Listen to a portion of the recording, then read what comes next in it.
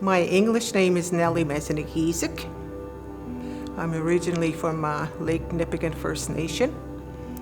However, I've been here in the Treaty 3 area since 1983. This is where I regained culture again. My Anishinaabe name is Miigwetch. Atikndotem. We say mangi Miigwetch na bangi when ogum chip megagi giton. I was given tobacco to come and speak on some of the women's teachings. I'll begin with the skirt teaching. Our skirts are to be identifiable to the spirits that you're a woman, because this is how the first woman came to be. She was dressed in this way, in a skirt. And when you wear a skirt, you represent all of life, all of the circle of life. You're representing Mother Earth when you wear your skirt. You're representing the Grandmother Moon, because as women, we are the nurturers. We nurture the children, elders, and men. And we also are the water keepers. We're in charge of blessing the water and looking after the water. So usually the elder will come and ask you to bless the water. As a nurturer, when we represent Mother Earth, she's all of life. Mother Earth gives life to everyone, the plants, the trees, the animals, and the people. So as women, that's what we represent as nurturers. I was told that each time that I put on my skirt, I'm representing all of the female entities, I guess, which is Mother Earth, Grandmother Moon, and all of life, and all of women. I was also told as soon as you put on your skirt, you're in ceremony. And the moontime teachings, they vary from different place to place, but they're all pretty much the same as a way of giving good direction to the younger generations and for those who don't know.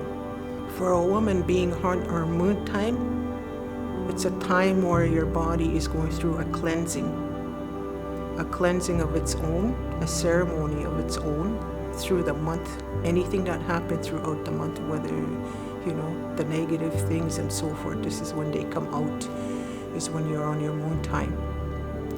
And again, we're prevented from participating in ceremonies and also touching any sacred items because of the negative things coming out of us and so forth, right?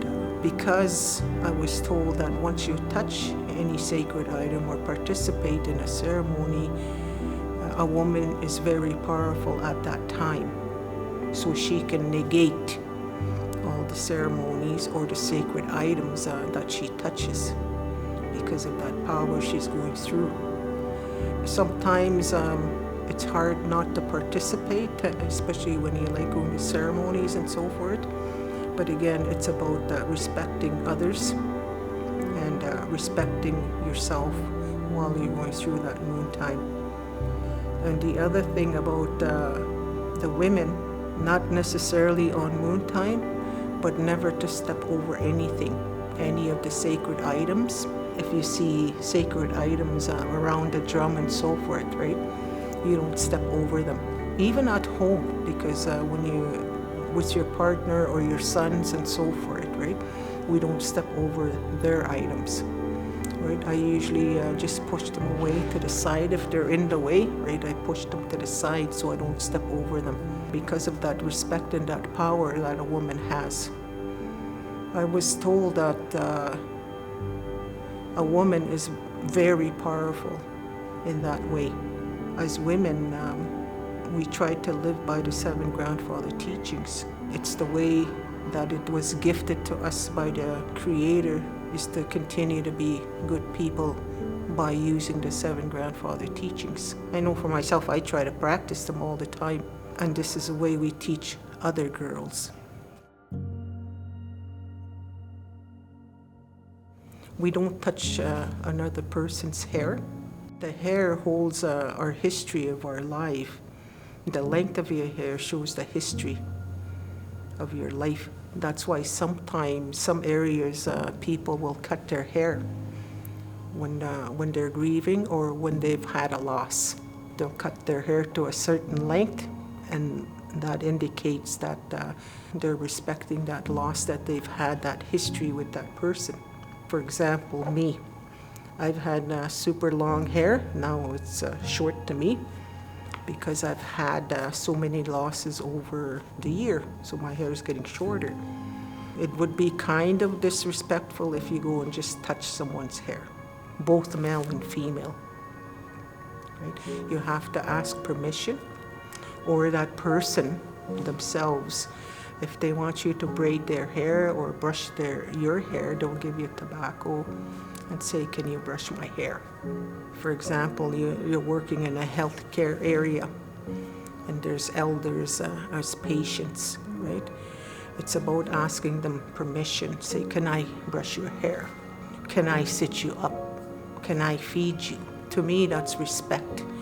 Respecting the elder or the Anishinaabe patients. It's not always seen in that way, especially when you're in a hospital. So I'm glad to hear that this is going to come about in the hospital, because it really hasn't been practiced all that much from my own personal experience, I guess I would say. Some elders or some women, they're discreet in a way where they won't tell you that they're on their moon time, because it's a private thing, right? It's a private thing that their body is going through this, so sometimes you don't know. It's not talked about openly, and not everyone wears a skirt. There's some women that prefer to wear pants and so forth. When you have traditional people going through the hospital, this is pretty much what you're going to see, and you have to show that, again, that respect and compassion. With the LGBTQ, right, their experiences, because this is new, that they are showing themselves much more visibly nowadays. If a gay man wants to wear a skirt at a ceremony, by all means, or vice versa, we have to respect those the people like that, because they do have a place in our society as Anishinaabe people. For them, they have their roles too. It wasn't as common as it is now, but if there was one in my area, they would be the ones to raise an orphan child. They would take care of that orphan child until it got older. That was their role. And harvesting, same thing what women would do. If it's a woman doing male things, she would still go hunting with the guys, you know, and so forth. There's just differences, like, you know, those things would still apply. The woman that's becoming a man would be the warrior. In the teepee days, everyone in the community or in the tribe had a role.